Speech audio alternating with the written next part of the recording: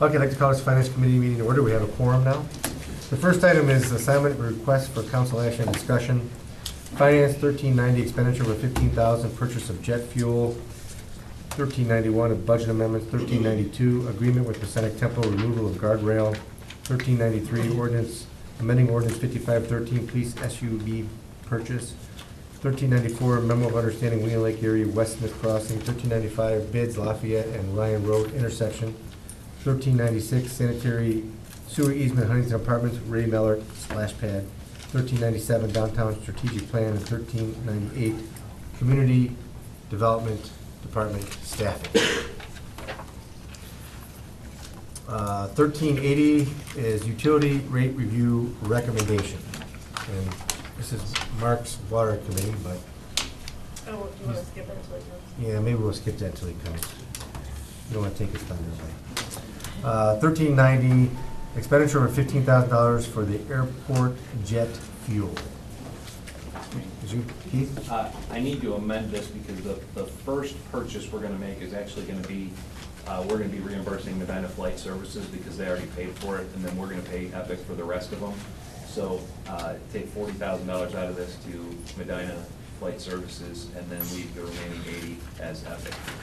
And I wanna just let you know now, because it's a new arrangement, we haven't purchased jet fuel before, this is an estimate of how much jet fuel we're gonna purchase. If we sell a lot more than this, I'll be back asking for additional funds because we'll need to buy the jet fuel. We'll come out ahead, but, because we're hopefully selling jet fuel at a profit. But if we sell a lot more, I may need additional funds.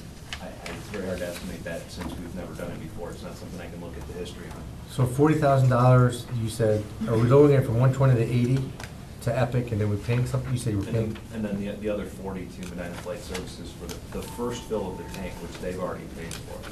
Okay. We're gonna reimburse them. Reimburse them. Do you have that?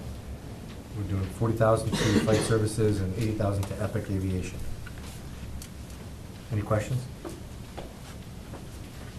30,000 was to Flight Services? Yes. For reimbursement of jet fuel they already purchased on our behalf.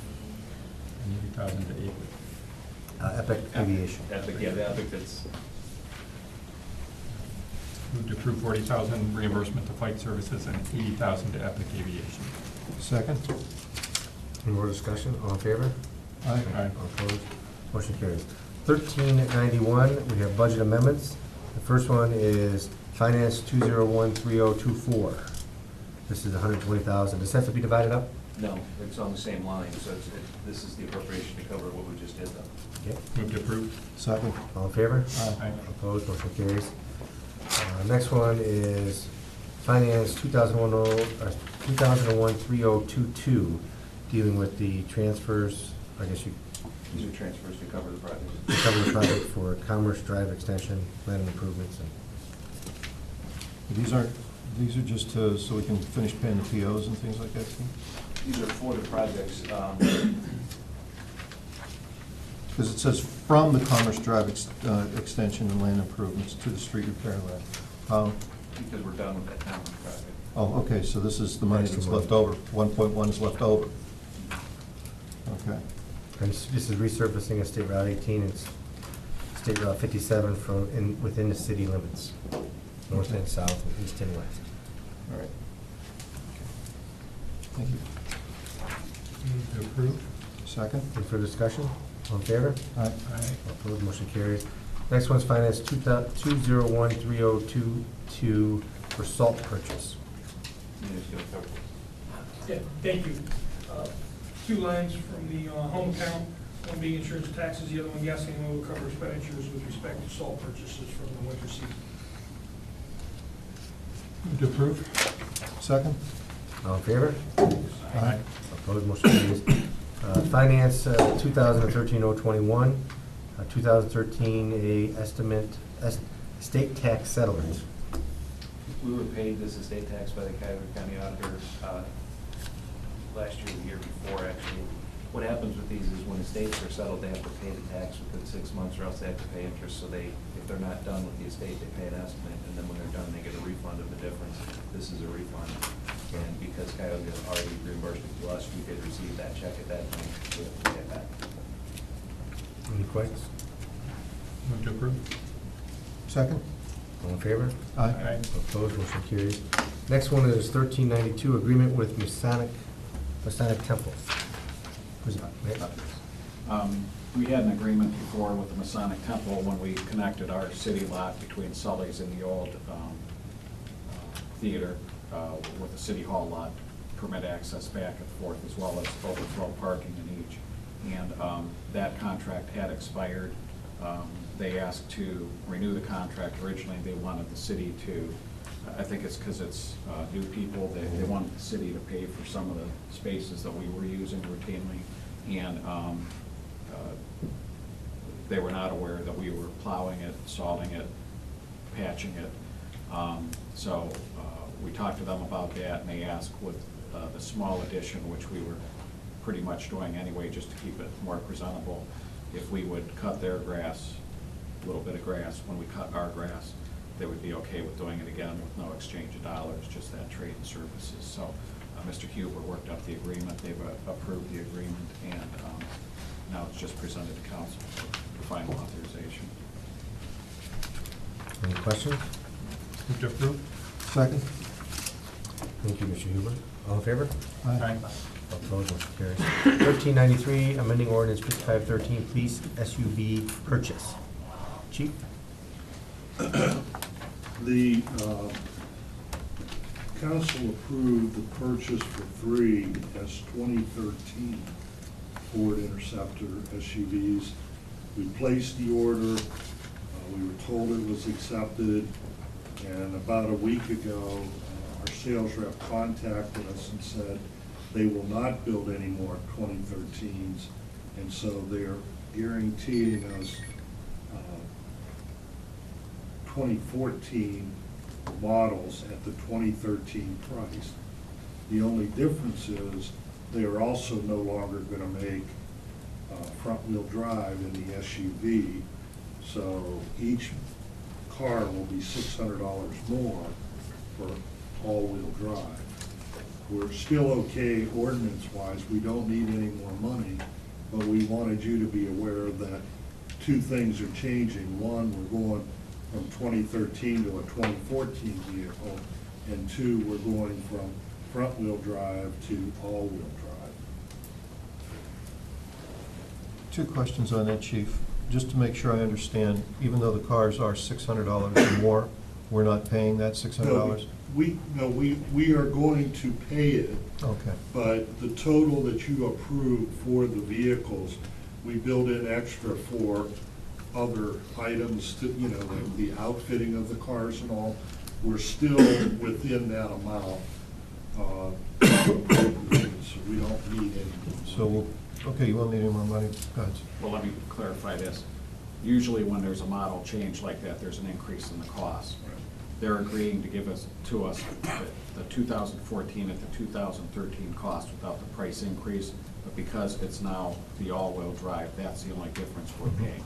So we're actually saving to get the 2014s, because we won't have a 3 or 4% increase. But because they don't have available the front-wheel drive to go to the all-wheel drive, even if we had gotten that in 2013, it would have been $600 per car, so we have to make up that difference. Does the gas mileage Does that change make on that? sense? Wait, hang on a second. Does that make sense? Yeah, I understand the concept. I just, okay, so you're asking for $1,800 more? No. Okay, so then we're not going to equip the cars the This is same? just to advise you of the 2 changes. So something's There was good, yeah. enough in there. Oh, you We put can enough of a still do buffer. the Okay. 1,800, yes, sir. All right, okay, Right. thank I'm you. sorry, Mr. Quinn, your question. The gas mileage change The on gas those? things? mileage will be a little bit less with the all-wheel drive. How they've explained it to us is that it's not full-time all-wheel drive. Oh, okay. It automatically selects when it needs to kick it in. So under normal conditions, it should get similar gas mileage, although you're still moving those workings for the all-wheel drive for when it's necessary. So there is a little bit less gas mileage. Now, I wasn't very happy when they did this. As you well know, I want to stay with the front-wheel drive. So I got a hold of a contact that I know who has contacts at the main office. And he said Ford as a corporation looked at the police, Explorer, sales, and in the entire country, the market was, front-wheel drive, the market was only 3% of all of the Explorers they're selling. That it's just not worth it for them to retool those lines for the separate transmission and to flip from all-wheel drive to front-wheel drive for 3% of the market. So, you know, that being said, I was unhappy when they got rid of the Crown Victoria. Now I'm unhappy that they got rid of this. And they claim that they still, Ford looks at how they're doing every month with police sales versus how the other two vendors are doing. They claim that since they've made the switch to getting rid of the Crown Vic, there's only been 1 month that Ford hasn't surpassed the other two vendors in sales. But what we're going to do then for next year is research the other two sedans and see, you know, if we have other options available to us, rather than stick with Fords, because every time we turn around, they're changing what they're doing on us. So you try to get a consistent package and a consistent program going, and then, you know, they keep switching the game on you, so. I'm done. Sorry. Any other questions? Make a motion then to amend the original ordinance with the emergency clause. Second with the emergency clause? Any other first questions regarding the amendment or the emergency clause? All in favor? Aye. All opposed, motion carries. 1394, memo of understanding for Railroad West Smith dual crossing. Mr. Pat. Thank you. We discussed this briefly last month, I believe, when we had a similar request for an agreement for the state road, railroad crossing. This one's the Smith Road ones, the project under construction now. In it, as we've done in the past with Wheeling, we share the cost of the crossing upgrade 50-50 with the Wheeling. Questions? Move to approve with the emergency clause. Second with the emergency clause? And the emergency clause, is the reason that he has on here, nobody can read that, is to incorporate it with the West Smith Road reconstruction project. Correct. All in favor? Aye. Opposed, motion carries. Next one is 1395, bids for the Lafayette and Ryan Road intersection. Mr. Pat. This is a project to improve the intersection of Lafayette and Ryan by widening the pavement at turn lanes on all three approaches to the intersection. This project is a Ohio Public Works grant project. The state will be paying $127,000 towards the $439,000 cost of this project. And what is the timing of this project? We will be out to bid within the month. It will be completed by mid-November, late November, something like that. Is this going to pose any difficulties with the Smith Road project going on? No, this one, it'll be construction, but at no time will any of the lanes be closed. There won't be a detour. It's construction, so I'm sure they'll choke down a little bit, but unlike Smith, we're not closing a lane down or rerouting anybody. Except for Ryan, I should say Ryan Road. There'll be a time there where Ryan's will be closed for a bit, but Lafayette stays open all the time. And our detour for West Smith does not include Lafayette. Okay. We're sending them around Commerce to 18 to State. Okay. Just a big circle. So I just need to make sure we let the Fair Board know for that first week in August that there's this construction going on, because Ryan gets a lot busier then too. Yeah. Move to approve. Second? Any further questions? All in favor? Aye. All opposed, motion carries. 1396, sanitary sewer easement, Huntington Apartments, Ray Mallard. Mr. Pat. This is associated with the splash pad project. We need to establish a sanitary sewer connection for the splash pad and the public restroom. The closest facility is located in the Huntington Apartments. So they have agreed to grant us an easement for a cost of $373 to extend our line to the manhole on their property. And this is coming out of the grant account. Correct. Move to approve. Second? Any further questions? All in favor? Aye. All opposed, motion carries. This is the next one is 1397, downtown strategic plan. Mr. Hannon. This is the idea and need for a downtown strategic plan has been talked about with Kimberly Rice, Matt Weirhold, who's here this evening, and myself for quite a while. One of the recent things that brought this to maybe a more urgent need was council's authorization to purchase the surface parking lot of the Moose property, and what our future parking needs and parking layouts will be for the downtown. With the request, I put a couple pages summarizing the draft scope and our current need, and just to briefly state on the needs that we're looking at. We had looked at targeting CDBG downtown revitalization funds through the state as the $300,000 grant program that would allow for funding for public infrastructure and private facades or renovations and rehab. We do have to have an adopted downtown plan to target that grant program. We also want to focus on prioritizing development efforts.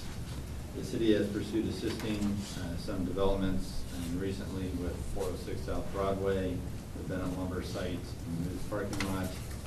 We need a more cohesive plan, though, on how we want to prioritize future investments and target private development. We want to look toward the shared vision between council, CIC, and stakeholders. And we want to assist Main Street Medina with branding the district, helping expand retail activity, business recruitment, and filling existing storefronts. I know Matt can also give a little additional insight on Main Street Medina benefits. Absolutely. Now that we're in our sixth year, we've had great success in partnership with the city and the county working in the historic district. And I can't say that we've reached capacity, but a plan to help us expand the district and the offerings could be very helpful, particularly working with Greg to expand the central business district down to Lafayette, which would then take in Farmers Exchange, Domino's Pizza, Hawkins, and just give us more of a commercial district in which to work. Also, studying the impact and how we handle the large-scale events that we have on the square. How do we handle 10,000 people on the square within an hour for fireworks, or how do we handle 20,000 people, both getting them in and out of the district safely, but also just basic amenities like public restrooms and bike racks and things like that. It would also be very helpful to study second and third floor development. A lot of our first floor spaces are being used, but we have a lot of opportunities in the upper floors where we could add additional housing, which would then help bridge that gap between the commercial district and the neighborhoods around. So it would be a very helpful plan to help us go for the next 5-6 years. Now, what is this, I know it's highlighted on this page here, but I can't tell where's the boundaries? Yeah, it doesn't come out too well in black and white. The boundaries, we're looking at the 9 blocks of the historic district, then also expanding down Broadway and Port down to Lafayette. And then east along Smith to incorporate the Medina Supply and Bennett Lumber properties. And then westward to incorporate Hawkins. In essence, this overlaps with the future central business district zoning. Now, spending the $40,000 will enable us to gain how much back? You said we can be able to get grants? Well, one direct benefit is we do have to have an adopted plan to target the state downtown revitalization grant pool, which is $300,000. We targeted $40,000 from looking at some past scopes of work that Coral Company had proposed. We had not pursued, but they had looked at parking analysis and looked at the Methodist Church and Smith Road District for some strategic analysis, and talking with a couple consultants to get a sense on some other work that they had done. 40 looks to be kind of like the baseline. We're proposing to fund it partially through planning and economic development departments, but would be needing an additional $15,000 in additional funds. I see where you're trying to get that from, too. Does anybody have any questions on it?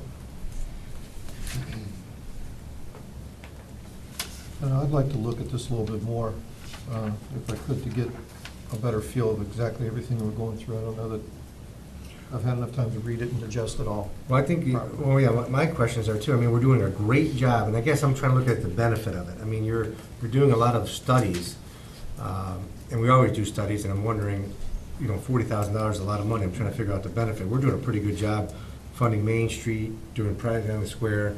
If we're gonna get grants that are far in excess of $40,000, I would say, let's do it. If we're not, I mean, we could figure a lot of this out on our own. I mean, we've been doing a pretty good job at it. Well, a couple of the key pieces that we're really driving with, the CIC has been looking at 4 or 5 potential development sites, the Moose, the Methodist Church, Grand Market.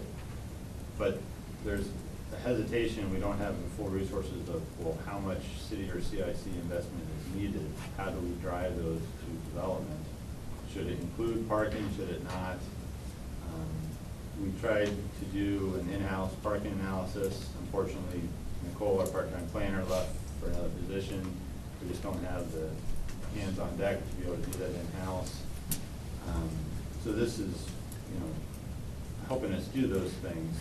Probably the biggest driver, though, is getting that outside resource of, how do we drive these projects? What types of incentives or development tools do we need to make private projects happen? No, I guess I understand that, but we just found out today that the transit system needs an additional 23,000 or so to keep it in the city. So the question is, what's more important? And we got to figure out. I mean, that's one place where the money could come from is electric aggregation. And if we don't do it, then do we not have transit at all, or is it limited transit? I mean, there's questions regarding that, and I'm trying to wrestle in my mind. We're doing a pretty good job right now uptown, and I'd rather fund Main Street. I'd rather fund some of the events. I know we had studies done. The one study came back, told us kind of we need to have more people. We kind of knew that. We did it. We didn't need a study to tell us that. So I'm kind of torn on this one, on whether or not we need to be spending that kind of money for people to tell us something I think we could do. It may be a little bit harder to do, but I think we can do some of it. And I'd rather try to keep a service that helps people that are in need. So I'm kind of with Paula, but I'm torn. I understand the importance of trying to do it, but is it really worth 40,000? I don't know. And are you planning on filling Nicole's position? That's further down. Oh, that's further down here, okay, all right. Okay.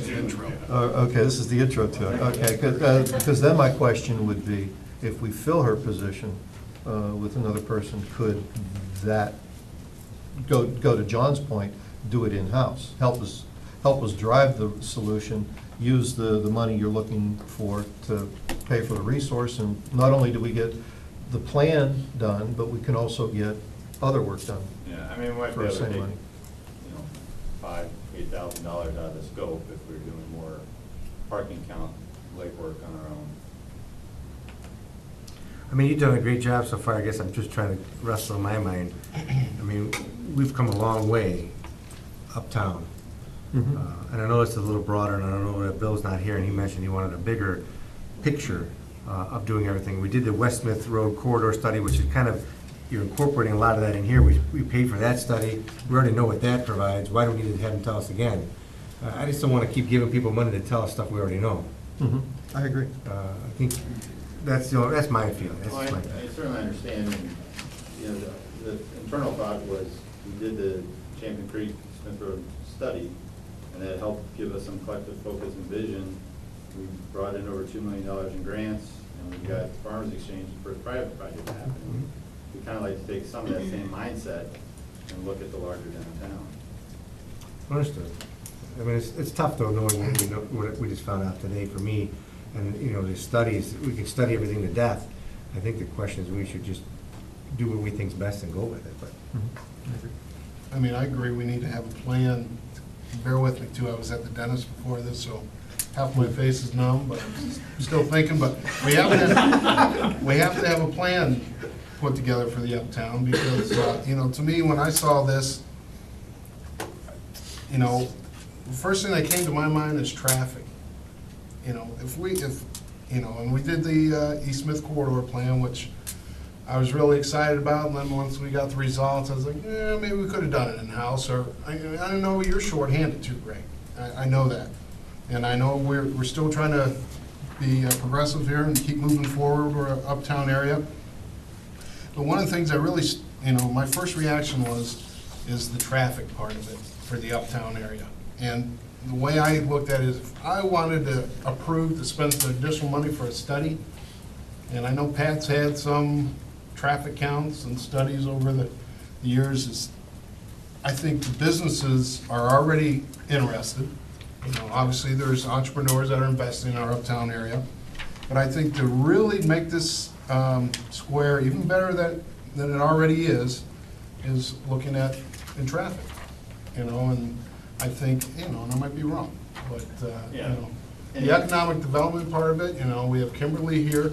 Hopefully, we're able to re-secure your department, because it does play a big role in our community.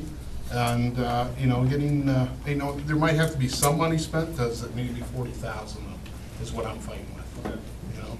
I mean, can we, like we were just talking about, maybe some in-house work, not, if you get some additional help, but, you know, maybe we can do something where it's more public involvement, a little in-house, and whatever it takes to incorporate what we came up with and put it on a map to present it to wherever we're applying for a grant or things like that. I think it's important, but does it need to be 40,000? And this is the first I heard about the transit, so that's. Well, we just found Oh. about it. Yeah, we just found about today. So, I mean, there's. I mean, that's an important issue for our city, I think. It's very, it serves a Yeah. need that needs to continue to be served, and where do you allocate those resources? Yeah, and we've thrown a lot of money to the downtown area over the recent years. And there'll still be more thrown, but the Right. question is, I don't know if it should be thrown at studies or thrown at hard ass, you know, lights, maybe. You know, With waste restrooms, we talked about restrooms. There's different things that need to be done if we want to make the events better. No. Well, I certainly understand, we could look at, if there's value in something scaled back. Our thought is that we have all these initiatives, and we only have so many dollars to spend, so we do need to prioritize where we put. I don't know, we've been doing, I think you would agree, I know the CIC is looking at projects to become more creative with the public-private partnerships or some other types of participation with private development. But we still have a lot of money to spend with things we know we have to spend it on before we even get to a study to tell us other things. I mean, there's things in the works that, I mean, there's a lot of money that we're talking about. The restrooms are one of them. I mean, you could be talking, you know, $300,000, $400,000, $500,000 to do a good job at that part. I mean, what do you do? I mean, is that more important than a study? I don't know, maybe. I think people like to use restrooms. I mean, it would help the downtown. I know Brian wouldn't like people keep coming in and just using his restroom. So there are questions that we have to look at. You have a public I don't mind. restroom. If you look at the, I'm sorry. If you look at the second page, though, it talks about that 300,000 and what it funds. Right. And some of that is exactly what you're talking about, that we know we need to fund these things, but we can't fund those without the study. So, you know, sooner or later. Now, I don't know that the 40 is the right number, and I'm willing to have us spend the next 2 weeks, if it's all okay with you all, to see what we can do to try to temper that as best we can, and then come back and let you know what the result of that is. That would also give you all a chance to kind of review the map area and become a little bit more comfortable and aware of it. But sometimes we have to spend some of those dollars to parlay them into others that right now we just don't qualify for. That's kind of what I'm trying to push toward. Now, Mayor, when you say study, is it study or a plan? I mean, we can have a plan put, I mean, obviously there's gonna have to be a little bit of both, but. Yeah, their word is plan. Okay. But I don't know that we have, nor could we hire the expertise to do what's required in the plan. Right. We'll do as much of it as we can. As Greg said, if we have to count parking spaces, you know, it doesn't take a specialized person. We could do that. We can use our parking attendant to do that. We've used police officers to help with that as they're driving through at different times. Mhm. So there's some things I think we could do, but there are other things that I think are a little bit more specialized that we may just not have the expertise for. We'll try to research that and have good answers for what can't we do and why can't we do it, I think. If we can leverage the dollars, I mean, we're all for that. I don't No, I think any understand. councils understand. But I guess the question would be, we've had studies completed before. We want to make sure we narrow the scope of the study to something that we couldn't answer on our own. Yes, sir. Because I think that's what we all feel like, maybe we know some of these answers already. We've been around a long time, and so we. It's just sometimes with the studies or plans, if you don't have the right credentials behind your name, whether you know It it or doesn't- not, they you know. don't accept it. You know, so. That's true. And we don't want to forego those grant dollars that we could otherwise obtain. Correct. I mean, that would be not a good thing for us to do. Okay, give us 2 weeks to study that a little bit, and then we'll re-present it. Okay. That makes sense? All right, we'll just finish you since you're on a roll here. 1398, the community development department staffing is another kind of discussion item. I don't feel like I'm on a roll. Yeah, I was like, you might not feel like you want to go forward with this. You're on a roll. I know council and administration have been dealing with the changes in part-time staffing with all departments, and it's not an easy issue, but talking with the mayor and Steve and I have been working on this for a while, we want to at least, give council an understanding of where we're at and dealing with these positions and what we would like to see in the future. When we started merging the three departments 2 years ago, we changed the 2 full-time inspector positions into 3 part-time positions at 35 hours. And I know there was some discussion with council at that time if we felt that we could adequately fill and retain those positions at part-time, but we thought at that time it was certainly worth trying and we would see where we were at. And once we had those positions on board, we did do some new initiatives, including done-in-a-day permits, and some permits while you wait, specific time inspection scheduling, expanded grants, and some additional in-house GIS and community assistance programs. Then, of course, we had the reduction to 29 hours for the Affordable Health Care Act, which is understandable. Since that time, in the past 4 months, we've had our part-time clerk leave to get a full-time position with the finance department, so that was great that she could stay with the city, but of course it's another training and turnover on our end. The part-time planner, Nicole, left for a full-time position with the city of Euclid. Part-time building inspector just left a couple weeks ago to pursue contracting and construction. And we've, part-time property maintenance position is still here, but certainly he can't long-term stay at a 29-hour-a-week position. We've also noticed some trends. When we first advertised the planner, we had 80 or 90 resumes. When we advertised it again, we were down to 30-some, with the average candidate not being as strong. We haven't filled or interviewed that position yet. Building inspector, additionally, we're getting much lower responses. Actually, Steve, if you want to give a little bit from your insight. Yeah, sure. I'd like to first apologize for bringing this back before council so soon after you approved the reduction to the part-time position for the building inspector anyway. But the difficulty is the state law requires a certified individual to do the building inspections, and unfortunately, there aren't a lot of them out there. Like Greg said, we've gone through this now. This is the 4th time we've gone through an interview process for the building inspector.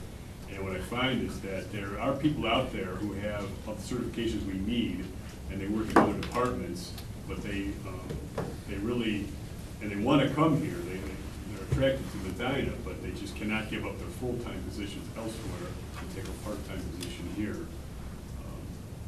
The pool of candidates, like when we have, like Greg said, when we have these interviews, or we put the postings out. I'll take the most recent one for an example. Today was the closeout of this recent job posting. We had one person who had the certifications we needed, and he just called today and said he's not interested because he's from Willowick. He didn't want to drive this far, especially for 29 hours. So it's always very difficult to get what we need here for what we're offering. Well, when I look at this, the only question I have is, as you guys know, this is 1 year, how does this impact a 5-year budget? And how do other departments going to be affected? Because they're kind of in the same boat as economic development. They have people leaving. Do we just ignore them, or do we, what do people think? What do you think? This isn't really economic development. This is the combined community development department. Right. If you take a look at the second page there, it shows the increase of inspections and the increase in permits. Mm-hmm.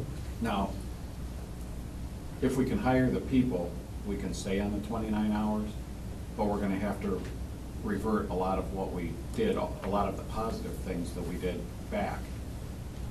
But then if you look at the bottom of page 2, there are also grants and things that we could apply for that would make the amount of extra money that we're asking to invest.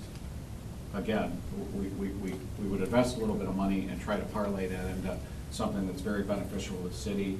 I think the difference in this department, or I wouldn't have approved it coming here, is that it takes a specific skill set and certifications that many of the other departments don't require. No disrespect, but, you know, police officers, fire officers, if we need to, we have to send them to the academy and they can start with no prior knowledge. These persons have to have that knowledge and certifications to be a planner, to be a inspector, that the other departments are just simply don't have. So that's the struggle we have with this. I think we made some great improvements. Everything we're hearing from the business community and the residents is they like what we're doing, but this is gonna be a major step backwards for us to go back to. Let me just give you an example, and I learned it on my own by having my hot water heater put in. But how we used to do it was the contractor and the resident was told, we'll come in the morning or we'll come in the afternoon. And both the contractor and the resident would wait then until that inspector came in that 4-hour window. I found out that was going on and asked, can't we just set us an hour, hour and a half, whatever, a period of time to where the resident isn't missing work for that whole period of time, and the contractor surely is not able to do other work, that we could reach them by phone and come back or whatever. So we changed that with our inspector to do those things. And that worked with 35 hours a week, but that doesn't work with 29 hours a week. The person just doesn't have the flexibility to make those things happen. But yet the adverse impact that's going to have on the community as a whole, I just feel is worth it. And you're right, it's going to be a little bit more cost, but we're hoping that with the grants, with some of the in-house work we could do, by building this back up, it's one of the ones that I pushed and pushed Greg and Steve to try to do it as hard as we could with the 29 hours, but now I'm seeing the results of it and just not satisfied with it. And I said the best we can do is present it to council and see where you're at. If you tell us to live with it, we'll live with it, but these other things are going to have to scale back then as a result. Now, did I understand you to say that one of these certified people have to sit there and wait, or the contractor has to wait till one of these certified people come to inspect That's the way it used to be. The way, okay. Now what we tell them is we'll be there from 10 to 11. So the contractor has an hour, the resident has an hour, and they can go back to work or, go back to doing what they were doing, or go do their shopping, whatever. They're not tied up for the whole morning or the whole afternoon. Okay, but the certified person still goes Yes, sir. to, during a Has to narrower be. time window? Yes, sir. Okay, all right, and that's good, thank you. I know everybody would appreciate that. Is it possible, that because I know there are private parties that do the same type of work that we do here, could we contract to them to do some of this work, if nothing else, to fill the gap until a decision is made so we can continue to? I know there was a place in Bedford that Steve reached out to, but how that, Steve, I don't know if you got an answer from him. He wasn't certified to do electrical, the person that they were talking about. So we really need somebody who can do building and electrical and mechanical. Usually the building and mechanical come together, that's how the state runs it. But we really need somebody who can do all three of them, because we don't have separate, back in the day when we had the 3 inspectors here, we could specialize, we could do separate ones, but now then we're kind of down to 1 inspector. Myself, I'm doing them now, but if it was just me and an inspector, then he would have to do them all. So that's really what we need, and it's very difficult to find. Is there a way to determine the, in your budget over the 5 years, because this is just year one, it's 93,000, and it looks like it goes up about 8% a year because of the steps. I mean, because you already have a number in your budget with the part-timers, is there a way you just can show us the difference between what you currently have with the part-timers and what it would be in addition to bring these people to full-time? I mean, because it's not 93,000, it's something less in year one, because we're gonna pay part-timers. You know what I mean? So it's not the full 93. 93 is for all full-timers, or is that in addition to what you would have been paying? That's what it is to go from 29 hours to full-time. Oh, okay, so this is in addition to, Yes. okay, so But it'd be we're not 90. asking for 93. If you look at the right column, they're using some of the existing programs and grants to offset those, as well as their carry forward. So the paragraph right under the box is what talks about what the true need is. In essence, 17 to 25,000 a year to convert those 29-hour, 329 hour positions back to full-time. In year one, and so it'd be 8%, so it'd be increased. So let's assume it's 25 times 8%, that times 8% for 5 years, so it'll go. Well, I don't know if they're in steps or salary, Greg. Mayor, they'd be in steps, and I Okay. put that today to see what's the growth in each year. And, in my notes, I think in the end, it averaged out over the 5 years, to be about a $40,000 a year add, take all 3 positions. So about 200,000 for 5 years. Correct.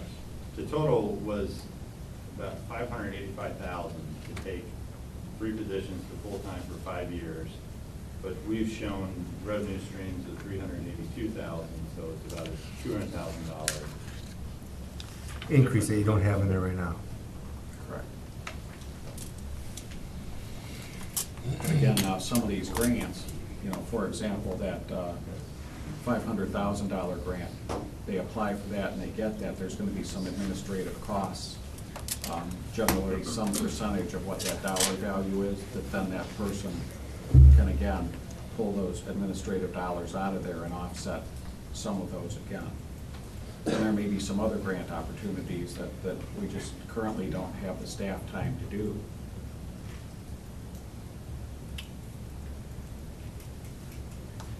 I agree. What the mayor just said, there's grant opportunities out there that I think we're missing out on that would not only help pay for projects, but help pay for the additional needs he needs in his department.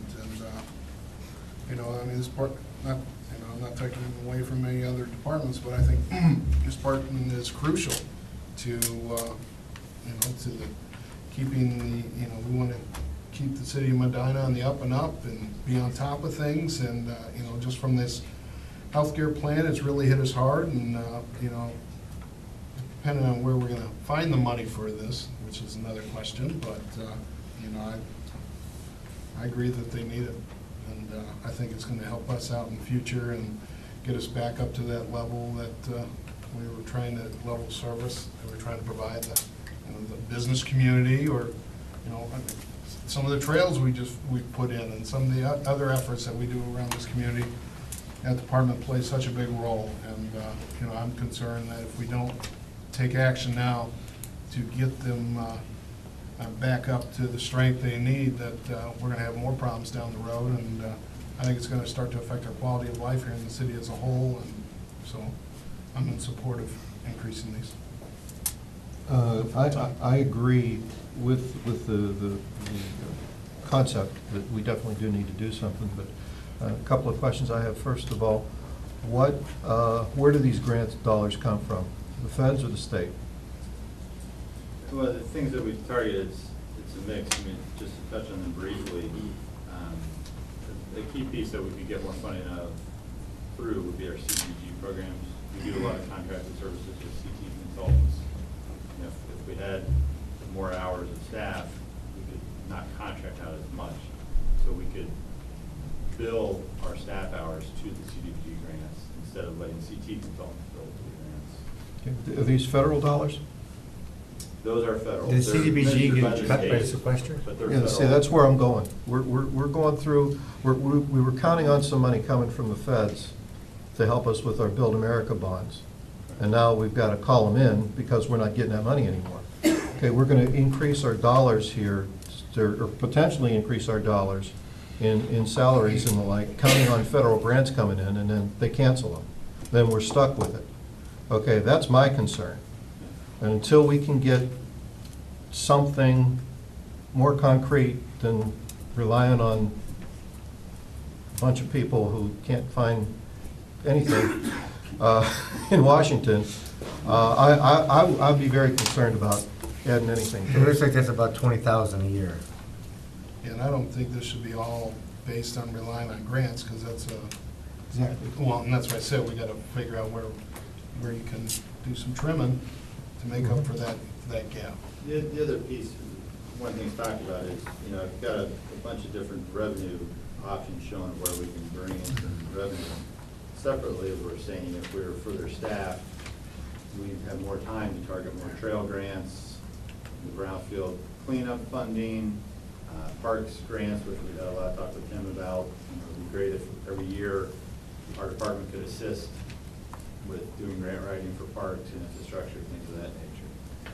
And we still have to, they have the sidewalk program, we have to make a decision on what we're gonna do with the sidewalks. And Denny's not here, but there's gonna have to be a He's gonna recommendation. call a meeting soon. There's going to be a recommendation made with that, and there's going to be additional funds coming from somewhere for that. So where are those funds coming from? So I guess we just have to look at. Plus we need the staff time though Right. to analyze that. I mean, we looked at Wadsworth and they have a person they spend a portion of their time, that's all they're doing. They're looking at it ahead of time, they're watching the construction, they're checking it at the end. Right now, we don't have additional staff to do that. So that, if you look at the bottom of page 2, right now, we're paying Nino to drive around and look for high grass complaints. Again, if they could take that over, then we're not using as high a level person and a busy person to try to keep up with these things. So I think we address them faster, more efficiently. Not that Nino's inefficient, but GIS we've been talking about for the last 5-6 years and just haven't had the staff to do it. So there are a lot of things I think that it's not like these people don't have enough work to do. I do agree with Paul that we don't want to have ourselves limited to federal funds, but some of these are state funds, and some of these are just, whether we do fee increases, carryover, whatever, these are dollars that we have available or could make available. Well, I mean, I just want to make everybody aware, just remember all the other things that we're looking at trying to do. I mean, we talk about the pool, not to bring the pool up again, but if we don't fund it individually, that's another $250,000 a year. So it has to come from somewhere. So, I mean, you have to think about all these. You just can't say, oh, that's not, we need to just do it, because at the end of the 5 years, we'll be saying, boy, we're $1 million short. What do we got to do? We got to ask the taxpayers for more money. I think that's what Paul brought up. So Right. We have to work Right. and figure out where we're gonna do it. Right. So something has to give. You can't do them all. And there might be some accounts that, maybe we don't need to set for emergency funds. Maybe they're already secure. Maybe we don't need to keep setting so much money in a particular fund that we can moderate or pull some towards. But the only thing we gotta be careful of is, whenever you talk about operating, it doesn't have to, it's not a one-time expense. Operating, that'll always be there every year, and it just keeps building upon year after year after year, so. The capital items are a little easier for us to make a determination, since it's just a one-time spending of money for a capital item, but these operating ones, we have to be careful and make a determination of what operating aspect of the city for council is more important than another part of the city. What should we be funding, what should we not be funding? That's the question. And just to go through some of the other forms there, I think, 3rd page, 4th page, I asked them to do a comparison with other cities, just what are their staffing level in kind of close proximity of where we are population-wise and nearby. What are their staffing levels compared to ours? You can see some are significantly higher. And then last is the grant awards. The grant awards that we've received already, and what are some potential grants that we could apply for. I think what would be good for us is to get our list back out again, and maybe meet to talk about these items and put them all together so we can visualize them all instead of looking at them individually. Like the request here for additional, full-time staffing for the Economic Development Department, the request for the pool are 5 capital items that we looked at, how they impact it. I mean, we got a lot of. Gotta throw the pool in there, don't you? Well, it is, I mean, it's No, not you're free. right, you're right. It's there, it's a community benefit, yes. So you have to make a determination. Sure. What's our priorities here? Sure. And thank you for this list of awards. This is helpful, but one question comes to mind. If we wouldn't have gotten the grant, would we have done the work? Say it once more. If we would not have gotten the grant, would we still have expended whatever monies we would have expended, or we did expend on these to do the work? Say, for example, the Clean Ohio Trail funding. Okay, would we have gone out and done whatever work that this grant provided? Yeah. Had we not received the grant? Right. So, say our share of this was $200,000. Would we have spent the $200,000 for the Clean Ohio Trail had we not received the $600,000 in the grant, is what I'm saying, so. Yeah, I guess that's something council would need to weigh. Right, A lot exactly. of these grants that we've targeted are community assets, quality of life, Mhm. things that define our community, but they're not street repair or base infrastructure, so Right. I guess council needs to see what value you put to those. Right, exactly. Those are the things we do have to look at. Right. Right, all the way around. So do you guys want to do that, or are you comfortable not doing that, looking at what we have currently that we're looking to fund, or do you want to? No, I think we need, you're not letting bring a decision tonight. This was more for a discussion. We have talked to both of the employees that left, and our hope is that they would be willing to come back if we can get this straightened out. Obviously, the longer we wait, that's going to be a harder transition back, but we just want to see where you're at and open the lines for discussion. If you need more information from us, we didn't talk about it, but our fees are a little bit lower than most of the other cities too. Not that that's a bad thing, but that is a way to inject a little bit more money to offset the increases. So that's what the final page of that packet was. I know it's a lot to try to absorb here in a short period of time. So again, like the former, if you all would kind of like to look at it, we could talk about it in general with all the capital things, but by all means, if there are other questions, what about this, or what if we try that, we'll chase down anything that would be helpful to bring this. Well, why don't we'll put together, Kathy, if you could send that list out again. I know we had our top 5, and I know we already approved one of them, the top 5, I believe. They're working on another one. We approved 3. With the court, we're working on that one. We did cemetery, we already approved that. We had parking, we kind of addressed that. Not a facility though, but a parking. Right. Restrooms, we're looking at that. And the last one was pool. And we're looking at that. I guess we just have to look at what other operating aspects are out there. So just send the list. Yeah, if you would. And then we'll have a meeting, either we can meet at the next finance meeting to talk about it, or have a separate meeting to go over those kind of requests, whatever anybody wants to do. Instead of a finance meeting. So that's finance meeting at 3? So we'll send out an email, figure out which way we want to do that. All right? All right, thanks, Mr. Hannon. Let's go back, since Mark's here, we'll go back to the item number 2, which is the utility rate review recommendation. I guess, Mark, if you want to. Thank you, Mr. Coyne. We, Water and Utilities, discussed this topic. I know Bruce out there is probably going to want to talk about it, discuss this topic on, let me back up a little bit. Prior to our last Water and Utilities meeting, the meeting we had prior to that, or the meeting we had before that, was Patrick Patton to come to us with his 5-year outlook on water capital improvement plans to keep our water system up and running and in good shape. And we had Arcadis do a study. And I think, Pat, if you correct me if I'm wrong, they were, what was it, 1.7 or 1.2 they wanted us to throw at the water system each year? Their average, I think, was 1.5. We looked at it, kind of trimmed it back, it came just under 1.2, I believe. Okay.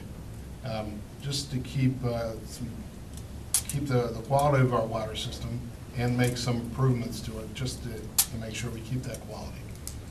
So after that, after we had that meeting, it was just a discussion really, Utility Rate Review made their recommendation based on Patrick's future outlook and looking at the water budget. And they came up with a recommendation of 3% for starting next year and running out for 5 years. At that meeting, we had good discussion on it. I brought up the fact that maybe next year do 3%. And if you look at the water account, continues to lose money. And we're trying to make a commitment to, go a little bit above what we're currently doing and adding some additional projects that need to get done. So that 3% outlook was in front of us. I did bring up that possibly 3% next year, and then the 4 years after that, maybe put a range in there, because I know some of the concerns of some council members.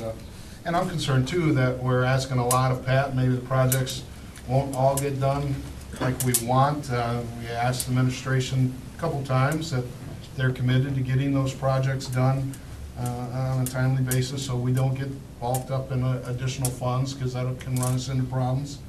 And, I feel confident that the mayor's on it, that he's gonna make sure that, if Pat gets behind, that we're gonna reach out and maybe find, if we need to contract out something so we don't get behind on these projects. But I did ask that range, and the committee at that time felt that putting the 3% into play for the 5 years would be substantial enough to get some of these projects done and, try to get caught up on some of those systems. But Bruce, who's the chair of Utility Rate Review, if you want to add anything to that, and this is across the board. On the last increase we had, we made some adjustments in reference to consumption. This is across the board of the 3%. And, we already got since we did our last rate increase, we're told we're getting rate increases again from Avon Lake, which are 4%, right, Keith? Pat, so right around 4%. So we're already getting hit on again. And that 4% was based on they have to put more chemicals in the water because the quality of Lake Erie is not that good. So I'm just going to throw that out too. But Bruce, you want to add anything to the recommendation that maybe No, we just took a look at a couple different items. A couple of large end users had expressed a concern about their rates, and we considered those. We also considered the fact that previous recommendation we took under consideration. The fact that it was mid-year and how it would affect business's budget that was already set throughout the year. And we only affected the residential rate for the most part. We didn't feel that it was, I don't want to say fair, I didn't think it would be justified to be able to lower the rate for the lower or the higher end users. I think we all share in the good quality water here in Medina, and the members of the committee thought that it was most justified to spread it out over all the users and not try to target one specific group of users. So we came up with 3%, knowing that, yes, it's volatile with the water supply. There's more chemicals being used because Lake Erie is being cleaned much more. It's a much cleaner lake than it was years ago, and that promotes more algae. So they have to use more chemicals to clean the waters. And so there's going to be some increases there. And we all know that Avon Lake likes to spring some rate increases. And so we also took that into consideration along with Patrick's recommendations. We felt that at this point in time, 3% is a good rate. And even with these increases, the city of Medina is still very competitive to the surrounding communities and some of the larger communities that might even be outside the county limits for commercial, for high-end users. We're still very strong in that area, and I don't think that 3% across the board is going to affect that either. Questions? And we are going to look at it every year still. We have an active utility rate review. So I know there's some concerns about, putting that number for 5 years out, but if there comes a point that things are backed up or maybe the 3% is not totally needed and we need to back that off, it's been clear that we are going to look at that annually, and with an active utility rate review that's willing to commit to that too. I don't want you to think that we're going to get all bogged up with this additional money. We're keeping an eye on it, and but if you look at our accounts, the water accounts, they lose money annually, and whether it be, and 3% might just be enough to keep us above. Maybe we need a little less, and who knows? I don't want to say we'll need more than that. I think as it accumulates, we should be fine with that, and I think Keith's fine with that as well. And we'll at least keep the account a positive. So the plan would be 3% for 2014, with the recommendation to look at it each year. No. 3% for 5 years in a row. Right. Well, that's not quite right. Yes. We're budgeting 3% from a revenue estimate for 5 years, but reviewing it 14 to 3% over when, In 14, we'll review it again for 15. If we start getting a glut of money, or we have to adjust that, we felt that just like we do with the budgets, you have to have a starting point. But then each year, you know, you have to talk about it. If it's too much, we can reduce it. If it's not enough, But the ordinance provides that it's 3% a year. The council passed an ordinance that says, we're gonna raise the rates 3% a year for 5 years. If we do nothing, it goes up 3%. right. But we don't do that for a 5-year budget. We only budget 1 year at a time. That's my bigger concern. We approve 1 year at a time, and then we. That's why I talked about a range, but. That is not what we're committee- voting on here. committee- No, but on the revenue side, my revenue estimate is based on the laws presently on the books. Mhm. Because otherwise, the question I get, okay, when do I come back and change it? As it is now, my revenue estimate for the next 5 years for water is with no increases at all. If you were to pass the recommendation, which is 3% a year in each of those years, that's what I would use for my revenue estimate. If you only adopted one, I would only adopt one in my revenue estimate. I'm not gonna put the rest of those in Sure. there, because then, okay, then I'm counting on a contingency that council is gonna come in and do it. If it's on the books that that's the plan, then that's what. Yeah, but it it'll is be. just a revenue estimate. It is a revenue estimate, but it's also, and that's the point that I think the mayor was making, that when you pass a rate, there's nothing that prevents you from coming back and adjusting that. And I think that's the intention, that utility rate review will come back next year and say, you know, if over the course of this 5 years, we come in, because they're gonna look at the first 4, just like we did the budgets, they're gonna look at the first 4 and review those, and then they're gonna come up with one for the 5th year, so 2019 next year. Well, if over the course of doing that, we find that, well, we're not bringing in enough because Avon's raised our rate or our usage is down, then they'll come back and say, 3's not gonna do it, we're gonna need 4. On the other hand, if they find that Avon hasn't hit us with something more than we expected, and that our usage is up or keeping with that, then they might come back and say, geez, you know, this 3 is looking like more than we need. By 2017 or 2018, we can drop it down to 2. It's not gonna be, yes, it'll be put in the book, and that'll generate the revenue estimate, but on the other hand, it's not like it's gonna be chiseled in stone on a tablet that we can't change, because we can go back and change those. Well, I mean, I look at it, there's a bunch of issues that I look at in making a decision whether to support the 5 years or not support the 5 years. The way I look at it is looking at your revenue estimate, looking at the expenditures.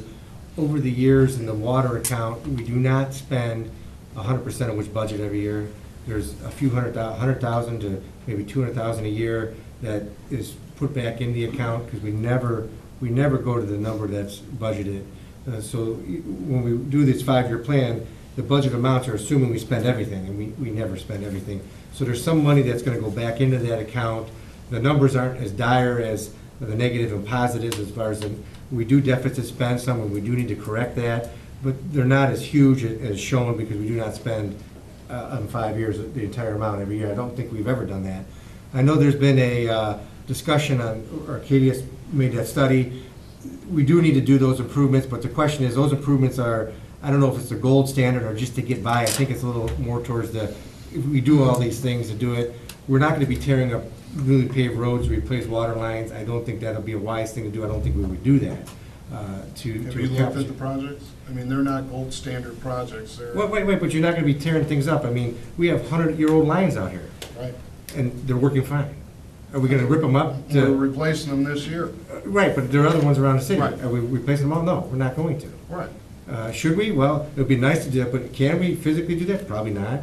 You know, we've been operating on. I don't think we're going to that extreme, John. I mean, there was a long list from Ocadis, and that's why we had Pat and administration go through it to see what are the necessity projects? What do we need to keep our water system, our lifeline running strong? I agree. Not gold standards, just basics is. I think it's a little more than that, though. I don't think it's just basics. I mean, there's things out there that we're doing now.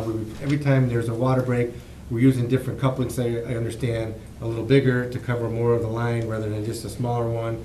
We're trying to keep on it, Sure. which we're doing a great job, too, I think. I think there are other issues that we have to accomplish throughout the city. My only issue is, I am not comfortable approving for 5 years, 3%. I will not. I'll vote no on that. Because I think we should do 1 year at a time.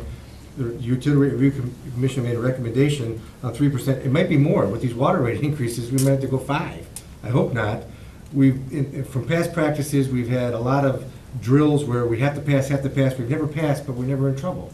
So I don't understand that either. I mean, we were at 10% one year, 15%, 10%, we didn't do it, yet we're not in trouble. We were at 3%, we had to have it. The former mayor said she'll veto it, we didn't do it, we didn't get in trouble. So I'm kind of torn a little bit because we've had this over and over again and nothing happens. And I think the reason is because the budgeted amount we do, you know, sometimes the projects can wait another year to get done and everything's fine. We budget for it, it doesn't happen, it goes the next year, it's fine, we get it done. So there's all those moving part issues, so I don't know how we can foretell the future by saying we need 3% a year, because sure, we need it this year, or in 2014, I agree with you, or maybe in 2013, I would say, but I don't know 3-4 years from now if it's 3%. Why would I want to agree to that now? I'm not going to agree to that now. It could be more, it could be less. I mean, I don't want to be put into a situation where we're agreeing on something where we don't even know. I mean, I would love to lock into 5-year budget for all the department heads to live by that, don't change it. But that's not realistic, that's not gonna happen. So that's the same thing here. But this isn't That's what we're doing. It changes, no, there's some changes. Oh. If we lived up on the bottom line, I would be very happy. Not but- giving more money. Well, I agree, in some situations, some departments are giving more a little bit. And we're okay with that, because things change and you have to do that. I think the difference, John, is instead of starting at 0 each year, which is what you're talking about, every year we're gonna come back and we start at nothing and argue for, there has to be an increase. We're saying there needs to be an increase. Whether it's 3 or not, it's just open for discussion.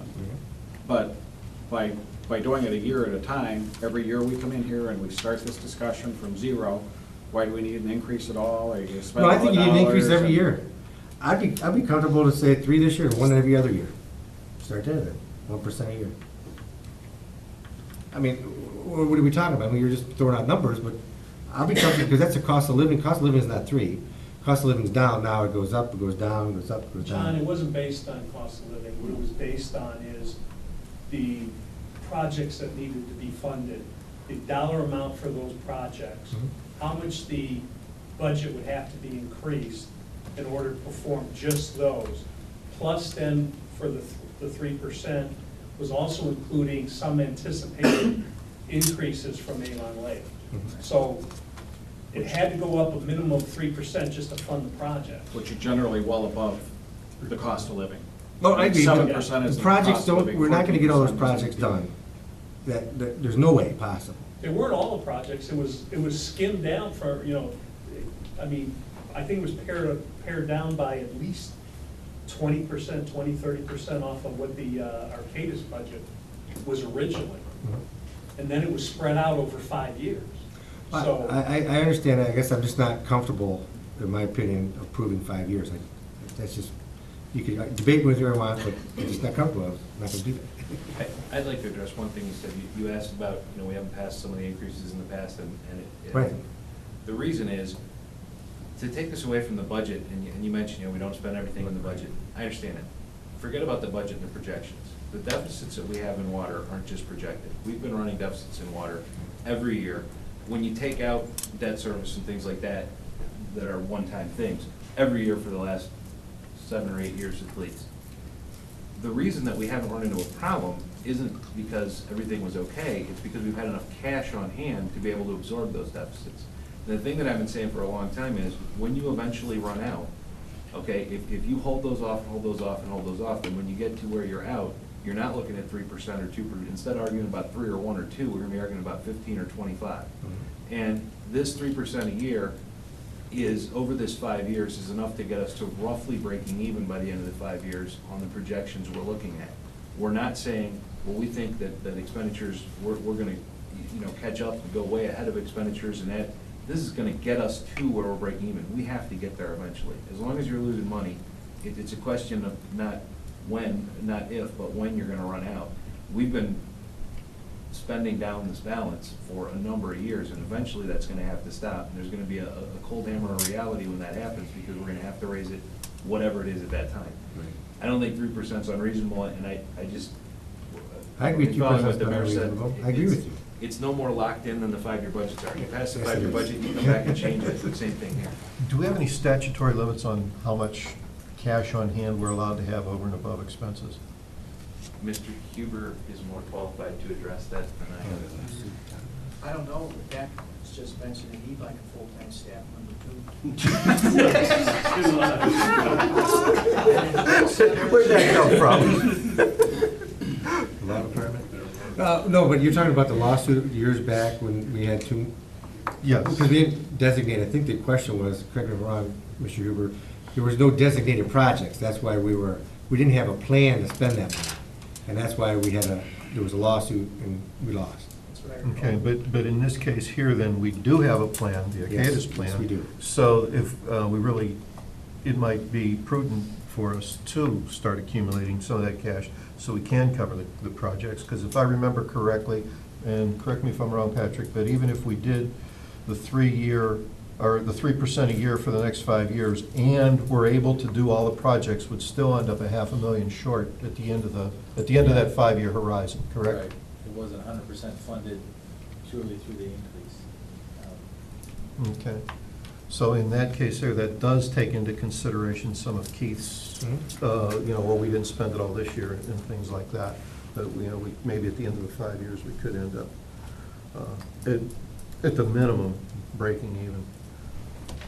I understand your point, and I understand the commission's, the review commission's point, and thank you for your time on that, I appreciate that. And we had to borrow money from other accounts to pay for water projects. I mean, this is an enterprise fund, and I mean, sometimes you'll have to, but we had to borrow a significant amount. Are you talking about the water tower? Right. You understand what happened there, You know, we had to pay, Not all of us were here for that period of history. we had to pay for that, out of another account, which the water department's paying back, or the water account is paying back. I mean, there's a lot of factors in play here, and I understand your concern. Believe me, I do. No, I brought it up at Right. our committee meeting. Oh, no, I mean, I'm just saying that's how I feel, everybody has their own vote, I mean, but Sure. that's, I think, I would be more comfortable, the recipient on the other end of this is the customer. Some of those customers are in fixed income, I know we're doing everything possible to keep those rates low, we modified the structure to make sure those who at least can afford it would not be hit as hard. But over the 5 years, it's 15%, a little over because of the compounding issue. And granted, they have to raise their rates, I think, in Avon. Is it Avon or Avon Lake? Avon Lake. In Avon Lake, and they have to raise their rates to raise our rates. So they keep raising their rates. And we're sure that their customers are starting to get a little upset. Every time they raise it, I mean, they have a rate increase just like we would have a rate increase.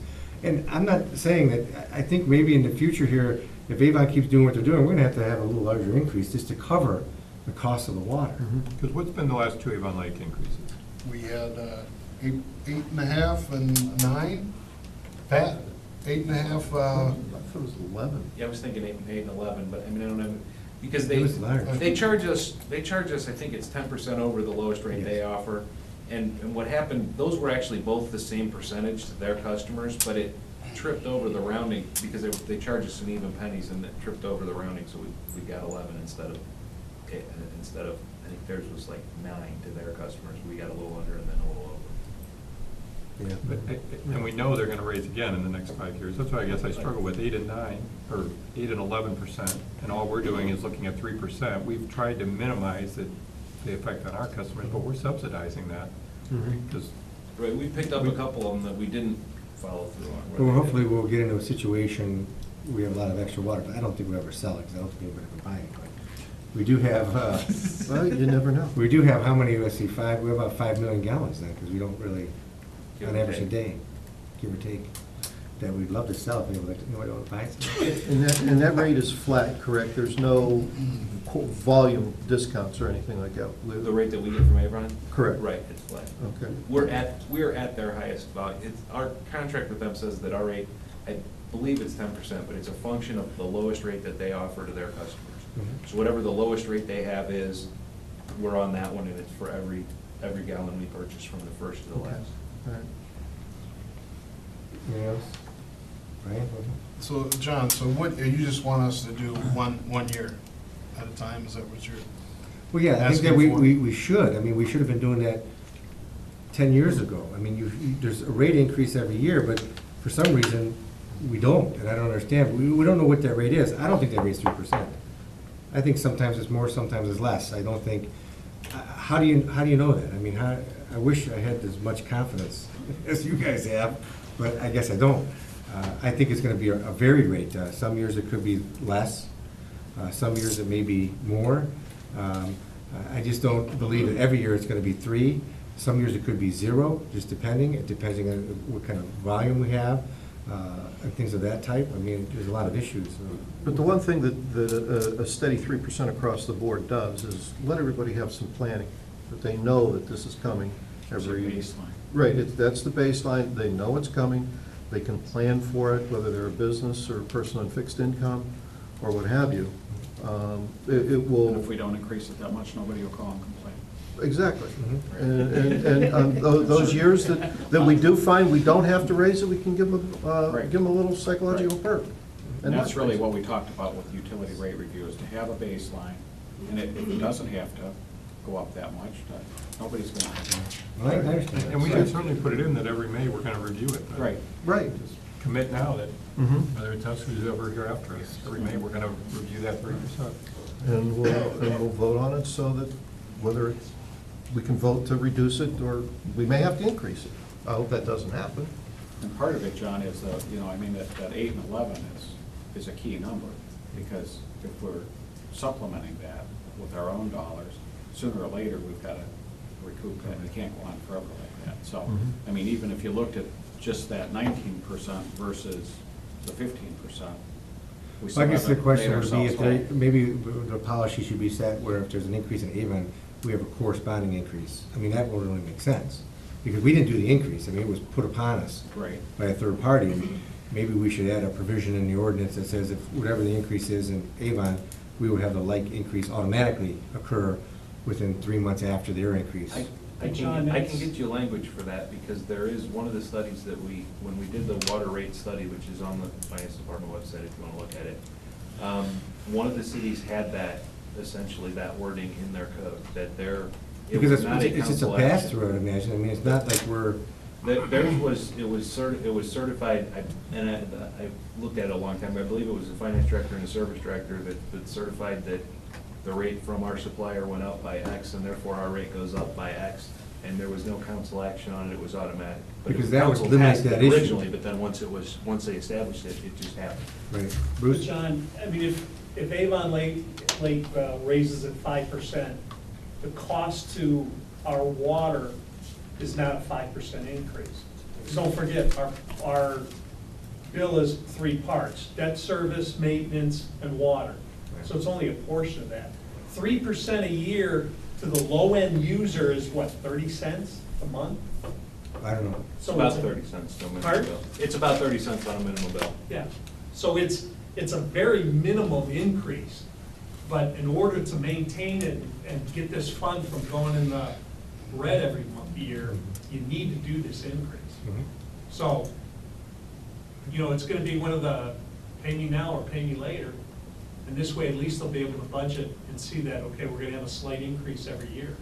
Because up until 2 years ago, it was a long time before anybody really came in and Right. looked at it, so. Anything else? Is there a motion? I'll make a motion for 3% for 5 years, reviewed every May. Second. Any further discussion? All in favor? Aye. All opposed? Aye. Motion carries. All right, what do we got left? We have executive session. You got that, remember? Yep. Make a motion to go into executive session for the purpose of considering the purchase of property for public purposes or the sale of property at competitive bidding because premature disclosure would put an unfair competitive or bargaining advantage to a person's personal private interest is adverse to the general public. I'll second that. Yeah, we'll stay. We'll just, oh, is it? We'll probably stay down here because it's easier, because then we gotta reconvene, and we gotta reconvene at the place we recessed from, and so we have to kick everybody out.